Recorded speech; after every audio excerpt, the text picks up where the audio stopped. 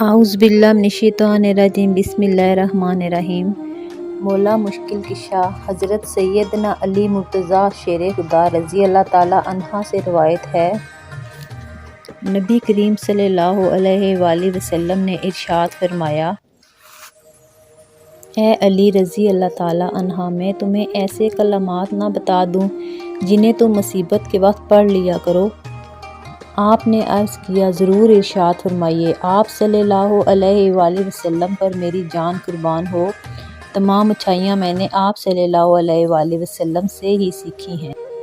آپ صلی اللہ علیہ وآلہ وسلم نے ارشاد فرمایا، جب تم کسی مشکل میں پھنس جاؤ تو اس طرح پڑھو، بسم اللہ الرحمن الرحیم، ولا حول ولا قوۃ الا باللہ العلی العظیم۔